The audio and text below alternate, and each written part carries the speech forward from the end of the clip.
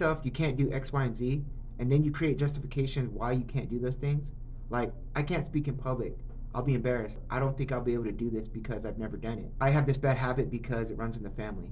These self-defeating thoughts can be overcome by developing a strong desire to get rid of these old programs in our subconscious mind. Once we get rid of those self-defeating thoughts, we can then replace them with confident, self-assuring beliefs in ourselves.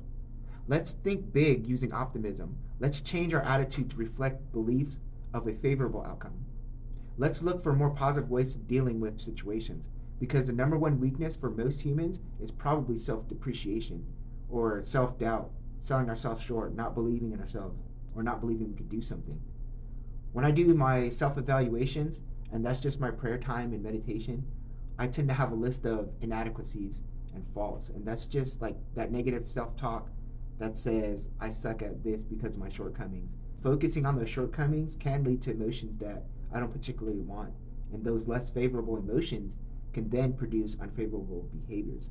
But with an optimistic mind, it allows me to highlight some of the areas in my life where I can improve. And then once I'm aware of those faults, I can then make better decisions for better outcomes. So let's take a look at some ways we can start talking more positive to ourselves. And by doing this short activity, we can start building confidence in what we believe is possible for us. Confidence in our ability to act in accordance with what we want to achieve and make our thoughts our reality. So first, determine 5 of your best assets. What are you good at? What makes you stand out? Is it your technical ability? Is it your education, your attitude, personality, experiences? And you can get this information from friends, family members, or acquaintances. Somebody that's going to be honest and not just tell you what you want to hear. Think of a successful person that you know that has some of these same assets as you, and you know that you have it to a greater degree. I know it sounds like comparing yourself to other people, but by doing this, it expands your mind to what's possible for you. And if you know that somebody has achieved success with the same assets as you, you know success can happen for you.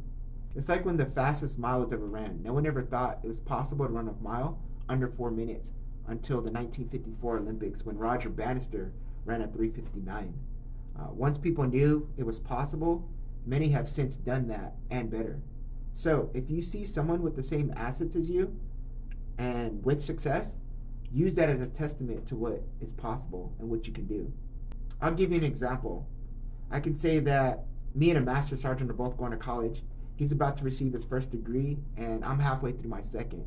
He has already successfully achieved the rank of master sergeant, with my college level being greater than his. So that just tells me what's possible for me. The third thing is never sell yourself short. Because when you do this, you're just going backwards and thinking that you can't do something or what you have is of no value. We have to be careful with the words that we use when speaking, whether it's about ourselves, other people, or just being informative, because the words that we use create certain emotions based on the meaning that we associate with those words. Like the word can't. It tends to bring the thoughts of impossible, and then maybe you start to feel lazy or frustrated. Versus if I say something as simple as the word yes, well, now my thoughts are action driven and my emotions are energized to do whatever I said yes to. So if we're going to be big thinkers, we have to be forward thinking specialists in creating a positive mindset. We must have an optimistic picture in our mind. And what really matters when speaking is your point being understood? So I have 4 ways to develop a big thinking positive mindset. 1, use big positive words to describe how you feel. I'm great versus I'm good. 2, use bright, cheerful, favorable words and phrases to describe other people, like, I like her focus and her hard work when she's completing tasks. It motivates me to do more. 3, use positive language to encourage other people, like, thanks for sharing how you use mental agility when juggling your tasks. It demonstrates resilience. 4, use positive words to outline plans to others, like, that's great that you're going to college, and if you take a class each semester, you'll be complete by set date. Each one of these 4 focuses on what can be and not just what is, because the power of visualization helps us to see it.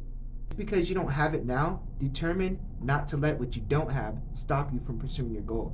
Put in your mind to look at yourself as the person that you want to be in a few years. So to end this video, I'll leave you with some basic principles to maintain a positive mindset.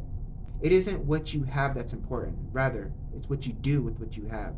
It's not who I am underneath, but what I do that defines me. Practice adding value to things, practice adding value to people, and practice adding value to yourself. Practice makes permanent, you know? Practice talking positive to yourself and to others, and notice how that negative self-talk just seems to disappear. All right, thanks for watching. And if you like the content, hit the like and subscribe button somewhere on this page. And I will see you in the next video. Take care. Peace.